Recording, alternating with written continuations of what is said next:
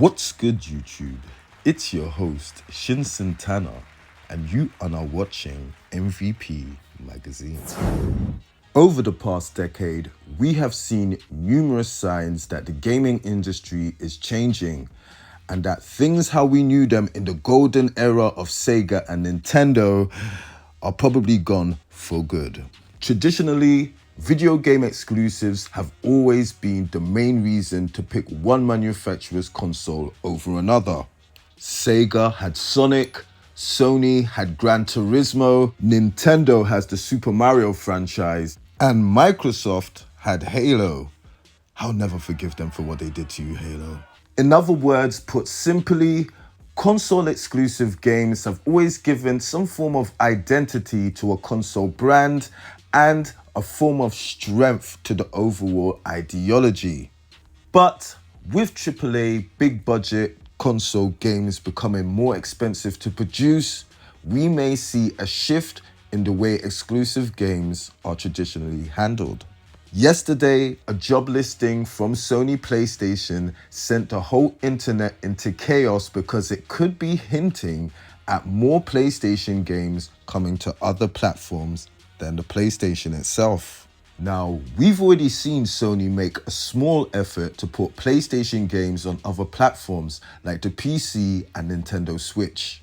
But this job listing looks like they are definitely doubling down on their efforts and looking to maximize any profits and make the most they can of putting PlayStation games on other platforms, including Xbox. What?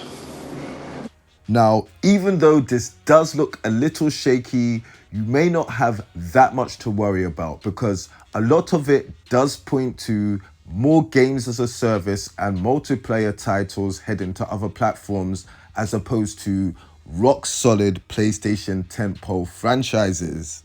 For example, the go-to marketing part of the resume speaks specifically about life cycles and launches of games. Cohesive life cycles. So this means they're expecting these titles to launch on all three platforms simultaneously and have a life cycle afterwards, which kind of speaks to an online games of a service or multiplayer game.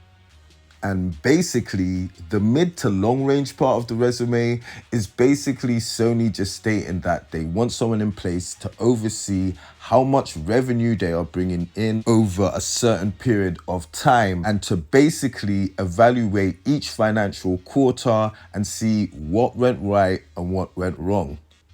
Nothing really much to it. Now, because this is the internet, people have been going crazy, posting memes left, right, center, that all the PlayStation games are now coming to Xbox and Nintendo. And really and truly, we don't know what is going on. I wouldn't say that, to be honest. It doesn't exactly scream that they're going to be dropping their tentpole franchises on competing platforms. To be honest, in my opinion, that would be a really silly idea. We can already see what has happened to Microsoft and the Xbox with them putting their games like Halo, Gears of War, Forza, and all their other top Xbox games on PlayStation. I mean, let's see how it's worked out for them.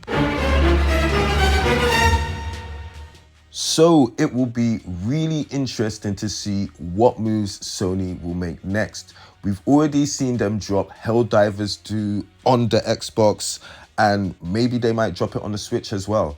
We've also heard that Sony want to go back and revisit dormant IP like Patapon and Freedom Wars. We've already seen cross-platform releases with them. So maybe it means they're just going to double down with making sure these efforts produce more revenue rather than throwing the whole kitchen sink at every platform.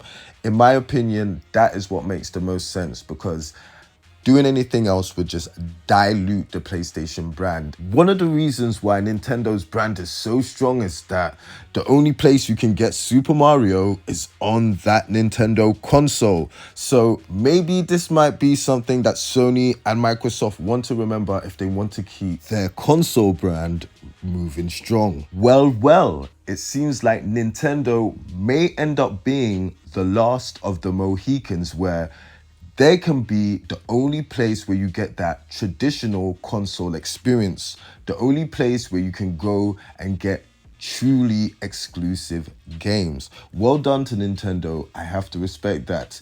Even though they're just being really draconian with their business practices. But yeah, gotta respect that. But anyway, let me know what you think about this. And shout outs to everyone that's been coming through, liking and subscribing on those videos. Really appreciate it. And yeah, sayonara.